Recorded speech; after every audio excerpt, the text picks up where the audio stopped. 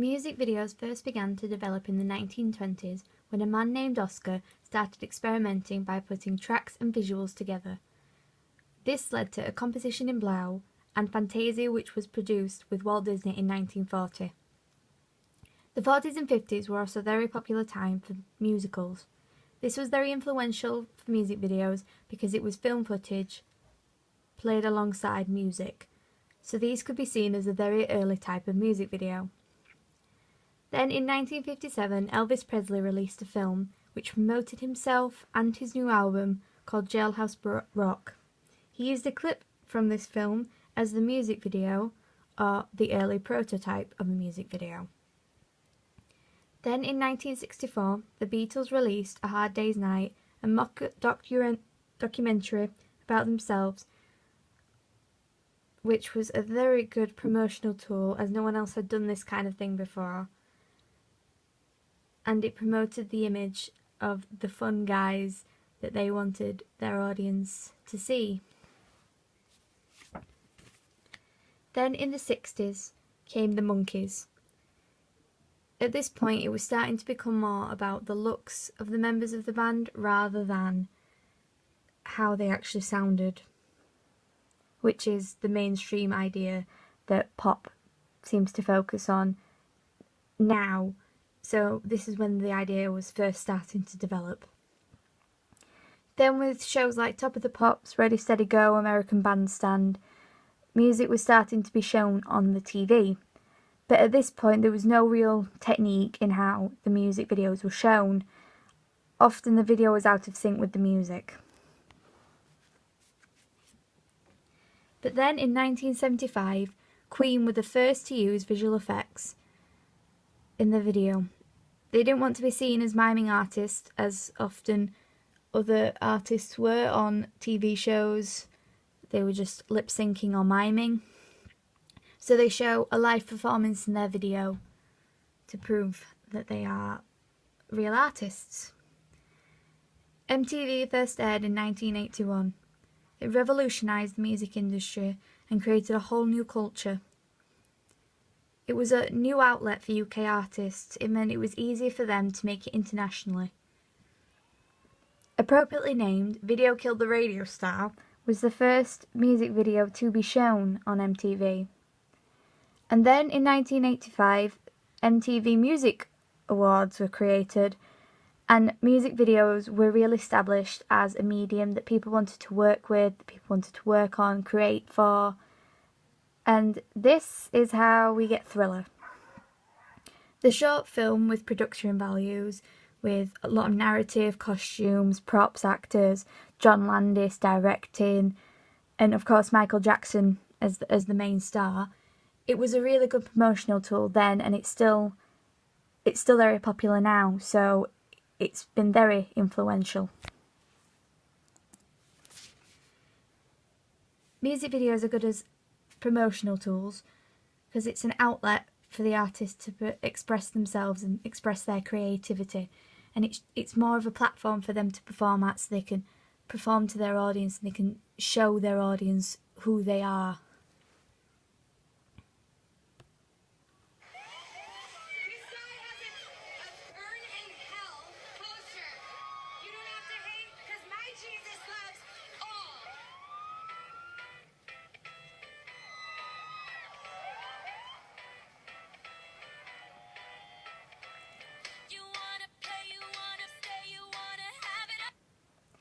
In this clip, Demi is showing that she supports gay rights and she supports gay people, so she's manipulating her own image and promoting herself in that way, so she's targeting a whole new audience, a wider audience, and they can feel like they can connect with her because she's standing up for them, she's at one of their parades singing for them. So it'll be nice for them to see that, and then they'll want to buy the song because they feel like it's for them. And then music videos weren't a thing until a few years back, but now music videos seem to be just as important as the actual video themselves. Often they create a lot of attention for the song before the song's even been released, and they often tend to have a lot of money put into them as well.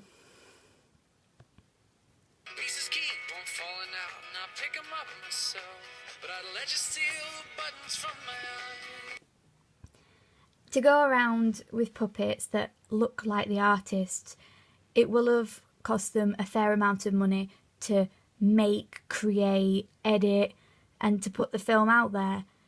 And it's only a promotional tool for when the actual song comes out, but it's building up the hype for their song, and it works. OK Go are a good example of how YouTube can take £100 from a video and make millions from it, and it's their legacy. Loads of people have watched the video. A lot of people still watch it now, so they're still making money from it, and they only spent £100 on it.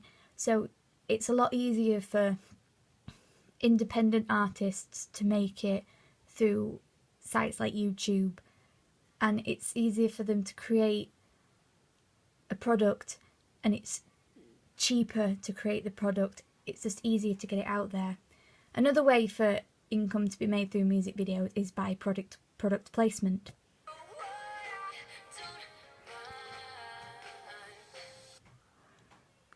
The small clip that features the speaker will have cost Beats, the company, a lot of money to have it featured in the clip for that very small second.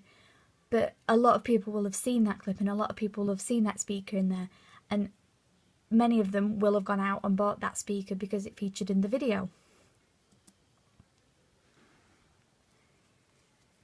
Quality of videos can also change over time as more money is spent on the artist, which can be shown in Caitlain's case, as at the start she was promoted as the girl next door.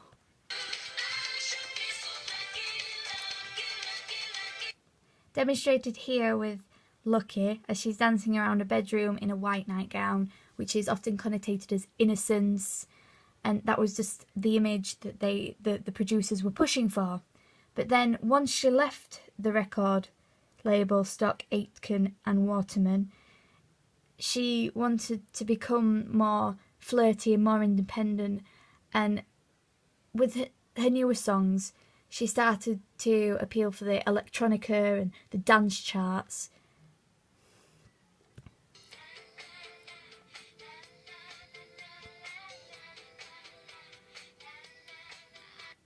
The money that's being spent on her here is obvious with the more dancers in with her. It's not just her on the screen anymore. It's a better looking set. The costumes are better. Obviously she's still wearing white. It's not quite innocent white anymore with all the flirty cuts in it. She's made it her own. She's manipulated her own image, so she's no longer that girl next door. She's the woman that she wants to be. With music channels, they've gone on and expanded from showing music videos. MTV has gone on to produce the Osbournes, My Super Sweet 16, Teen Mom, so it's more culture. But as the genre of music increases, more music channels have been brought on, like Kerrang and Box Television, which means it's even easier for independent artists to make it, because they now have niche channels for their genres, so it's more easier for their target audience to watch their video and see them, and they're more likely to enjoy it than somebody who doesn't enjoy their kind of music. Also with the internet, it's easier to share videos online from sites like YouTube, and it's easier to get your video seen, and with word of mouth on social networking sites, it means it's easier for people to talk about the video and share it with their friends and family, and it's more likely to get seen now with the internet and with the music channels than it was. With Thriller being a big inspiration, Our Deal is a 10-minute long feature which features strong narrative, costumes, actors, a famous director, so it's very much inspired by the Thriller.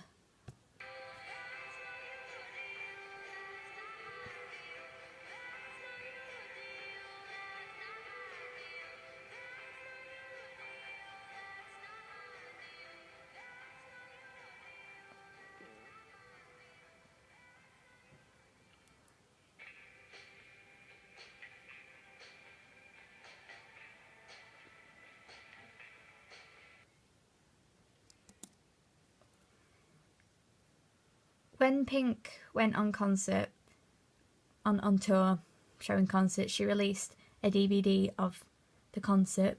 So even though fans will have been at the concert and seen the concert, the way that it's released with extra footage, exclusive footage that can only be seen once bought the special DVD, fans that even though they were there, they're more likely to go out and buy this expensive DVD to watch the concert they've already been to once, to see this exclusive footage as big fans of Pink and many other artists.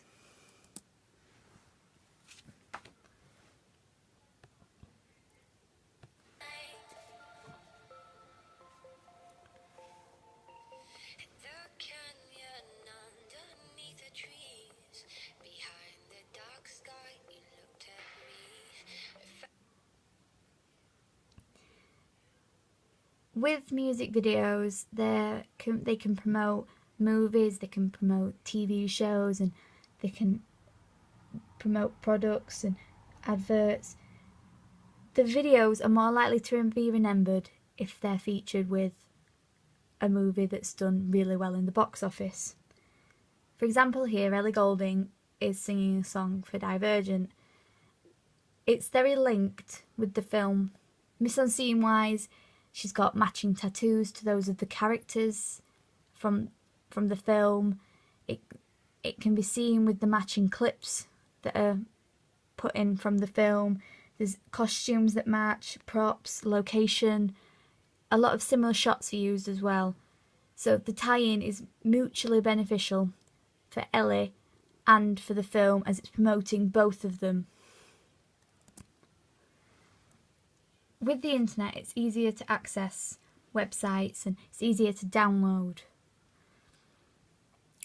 On sites like YouTube, the website can often be put beneath the music video.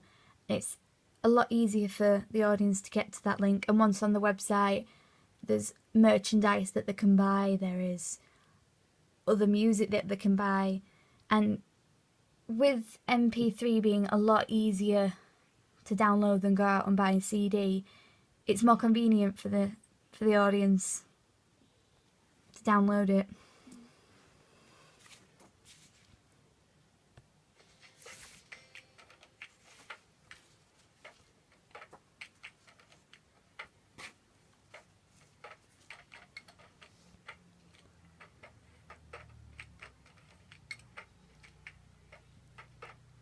With the Cup song going viral, a producer's strategy was to make this music video. It's promoting Anna, it's promoting the movie, it's also promoting the craze and extending it by showing new ways to do the Cup song. So it keeps it in the spotlight, so people are more likely to remember the movie and they'll want to keep watching the movie and buy the movie and keep watching the song, and it's all more publicity, which is all more hype for the film. All producing strategies are specifically made to create a specific image to maximise the appeal for the target audience.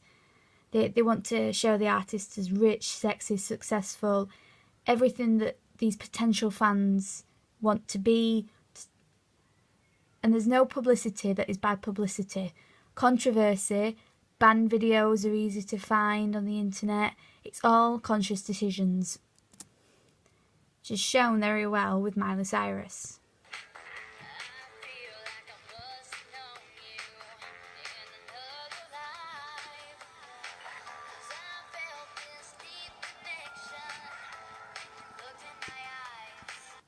She goes from dancing around the stage in the white outfit with sparkles coming out of her hands to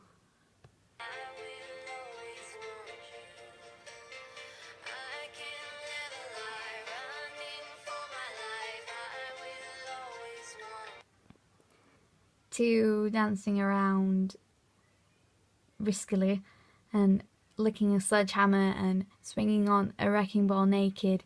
It's a producer strategy of a way for her to shed the Disney image that she had, that she's no longer that sweet innocent little girl. She's manipulated her image and this way it's targeting more potential fans because of the controversy, because people are talking about it. It's all publicity, more people are noticing her and her new style of music and this new her. They might not approve of it, but they're seeing it, and that's all the producers care about, the views on the videos and the money they make from it.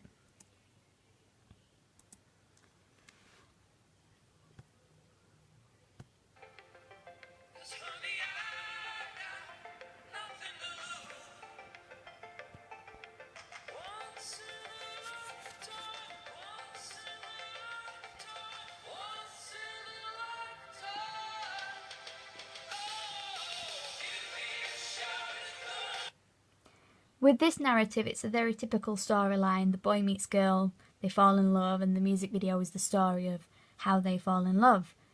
But it works, and audiences enjoy seeing these stories. They keep watching them, and they find new ways to show a love story. And Our Deal was a 10-minute feature on a love story. The audience like watching it. It works, so they'll keep doing it.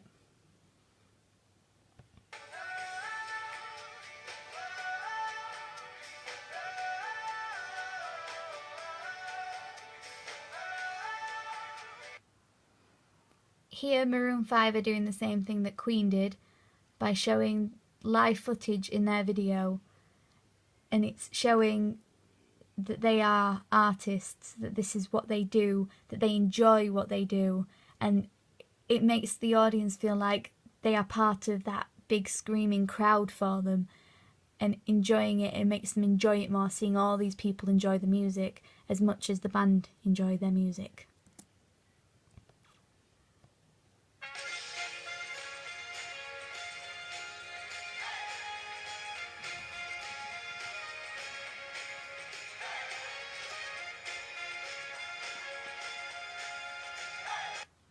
Animation gives the artists more ways to be creative with their ideas, to express what the song means to them in more ways, in ways that we can't imagine just yet. It's a whole new world.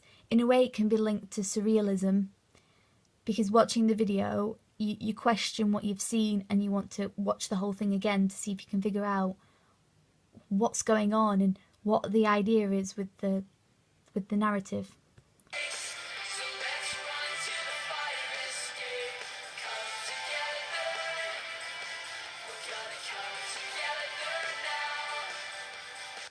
What Echo Smith here have done here is copy iconic scenes from The Breakfast Club and use them in their own way in the music video. They're paying homage to the classic movie, and this way it's appealing to an audience that loves The Breakfast Club and would enjoy watching their video, watching them copy the scenes of possibly their favourite movie, and it might inspire them to do it themselves, or they might just enjoy watching the modern take on such classic scenes. You think your mailman is a spy, they destroy you. Blankets or pajamas, they can choke you in your sleep. Two words about furniture, killing machine. Board your windows up, the sun is bad for your health. This pastiche video, because it is definitely funny in its own right, with the way that the lyrics are sang so serious, but they're just so ridiculous and so you wouldn't take it seriously, but they are being serious about it, and they make you believe that it's their true belief. But really, the song is sort of a parody, as it's called YOLO, so it's taking the mick out of the generation slang, but they've made it funny in their own way, and it is funny, so it's pastiche.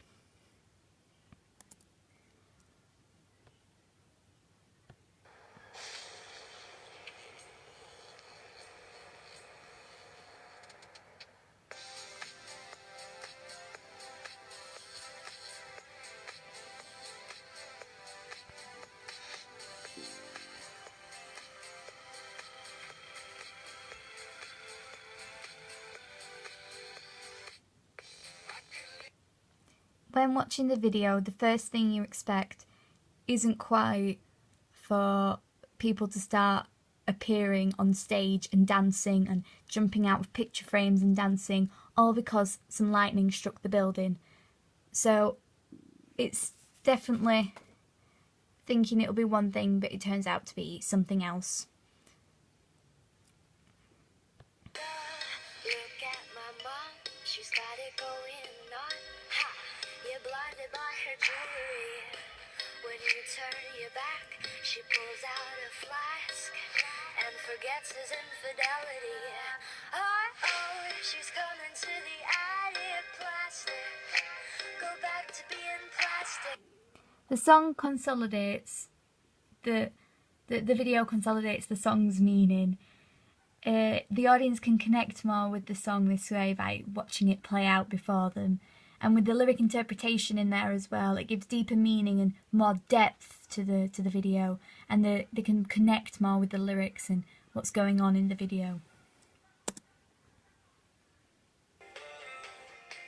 It's not the way she smiles with a little laugh. It's not the way she looks in a photograph. But all the boys, they crowd around. She can't sing, she can't dance, but who cares? She walks like Rihanna. Here, the Wanted are, in a way, paying homage to NSYNC by copying the dance moves with the dancing on strings, also by copying the costumes that the original boy band were wearing.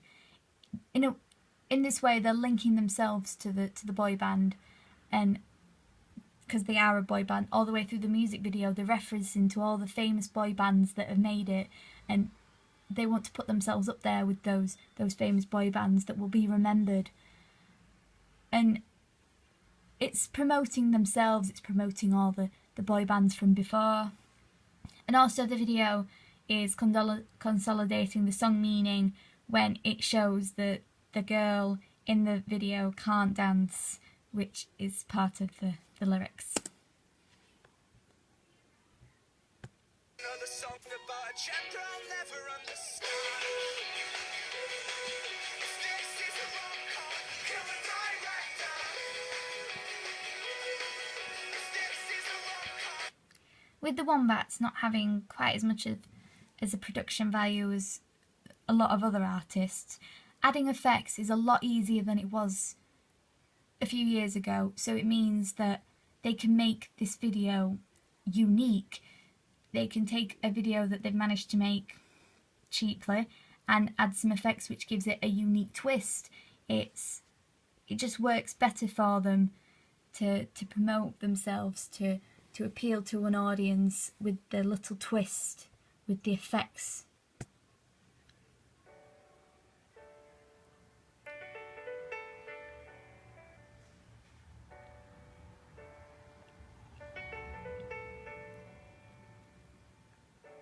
You say love is what you put into it.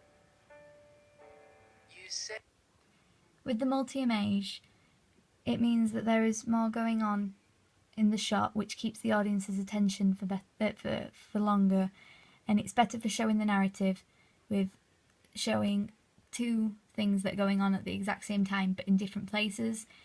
The audience are more likely to want to know what's going to happen to these people. They're going to want to watch and carry on watching, which is all views and it's all money. you wish you wasn't half past gone. You wish you didn't last that long. You wish you hadn't come. Oh no, gotta go, gotta run. With this one shot with and the long shot, it's easier to have him lip sync and mime the original to the original track, then take the track from the filming, considering there'll be a lot of excess sounds in there that they won't actually want in the final cut, like feet on the ground, or if somebody drops something behind them, or if he sings a little bit off key. So it's just cheaper to use that.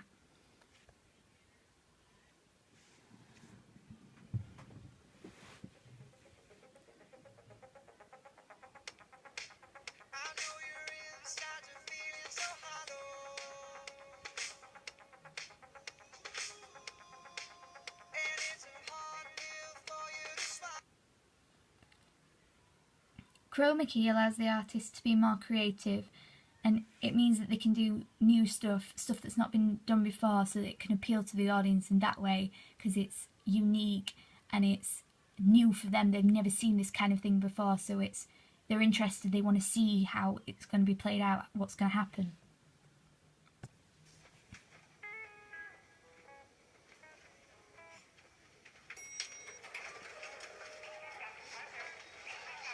Emergency room. Where's the fucking emergency room? Just tell me. Where is it? Where is it? I miss the taste of the sweet life. I miss the conversation. I'm searching for a song tonight. With the camera movements, the audience feel like they're along for the ride, like they've got front row seating, which means they connect more to the narrative, to the artist, to the lyrics, which means that they're more likely to go out and buy the song because they feel like they've connected to it more. It's good, so I'm okay. Don't do a goddamn thing they say.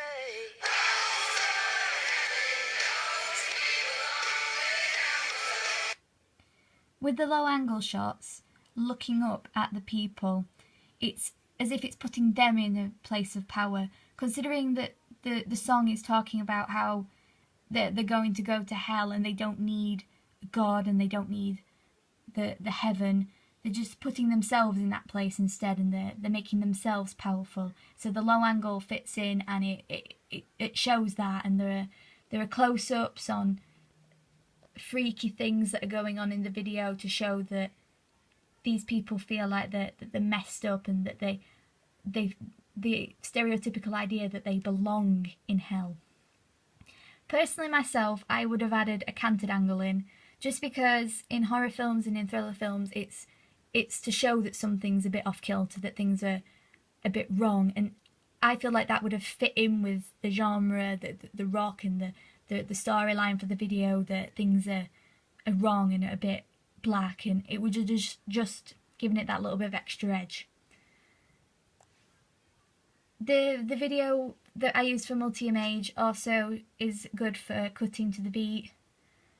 It's a clean, smooth cut, and the slow, so they fit to the theme of the song, and it makes it flow more nicely. And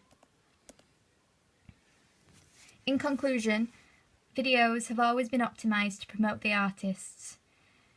Every technique that is used allows them to express themselves to the audience.